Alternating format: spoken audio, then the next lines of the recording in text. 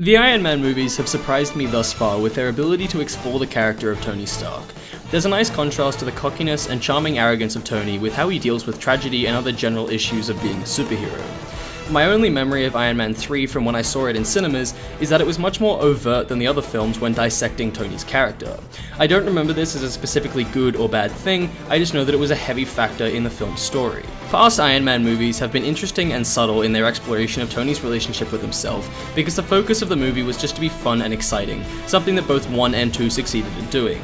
The first Iron Man movie was dealing with Tony coming to terms with the idea that he has been creating technology that can very easily be used for evil, and the villain in that film reflects that, which is a good integration of exciting action and character. A second Iron Man film doesn't have the same connection between the villain, but it had interesting undertones of political discussion that, again, provided a level of engagement beyond fun and games. What happens in the plot of Iron Man 3 has the potential to be the best movie in the trilogy because of how Tony's character is presented. The most interesting part of any Iron Man movie is how Tony deals with being out of his depth, and in Iron Man 3 he is as vulnerable and broken down as ever. Now that the character is front and center for the story, there's a very different tone to the film, and it's a positive change for the most part. The reason this becomes a negative thing is because towards the end of the movie, Tony being the focus of the film requires a villain that meshes with this subplot, and that's something Iron Man 3 doesn't have.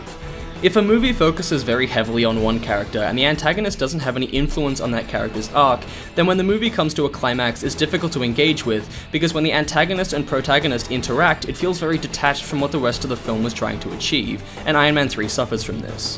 While the final action sequence of this movie is cool and exciting, it could be attached to the final part of any 3 Iron Man movies and it would have the same effect on that film's story. The other thing that happens when this movie detaches is that it starts to feel very cheap and silly, which links in with how the antagonist is handled. The unfortunate thing in Iron Man 3 is that the villain's motivations follow the same basic structure as Iron Man 2, but it's not as well handled. The introduction of Ivan and his reasons for wanting to get even with Tony are explored over the course of Iron Man 2, and Iron Man 3 on the other hand uses a flashback scene that covers things that are already present in other parts of the movie. Dialogue and other parts of the movie bring up things that are present in the flashback scene, and it cheapens the antagonist's involvement with the plot because this scene isn't directly relevant for quite a while in the movie. This is also relevant to a twist at about halfway through this movie, that in my opinion really takes away from the atmosphere that Iron Man 3 was trying to create. The twist is where the movie starts to become cheap and uninteresting for me, because it essentially scraps all the ideas that I was engaged with in the movie thus far. Having said that, Robert Downey Jr. continues his streak of great performances as Iron Man, and in the first half of this movie, I think he did a really good job at being sarcastic, but treating it as a way to avoid meaningful interaction.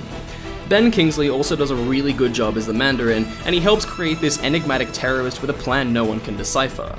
Although not as good, it is reminiscent of the Joker in The Dark Knight, and I really appreciated that. Moving on, I don't really have a lot to say about the filmmaking on show in Iron Man 3. It's edited and shot pretty well, the musical's alright, it's nothing special, and overall it's about the same as any other Marvel movie. What is cool is the production design throughout.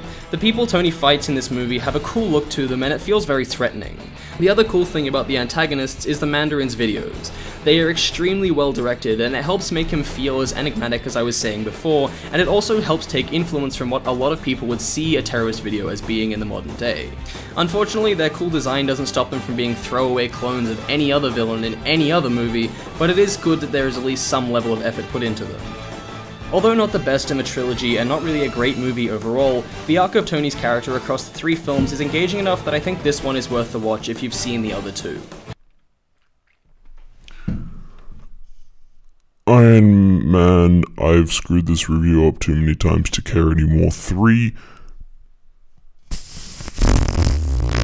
6 out of 10. 2 times 3. 6. 5. 6. 6. 6. 6. 2 times 3. 6.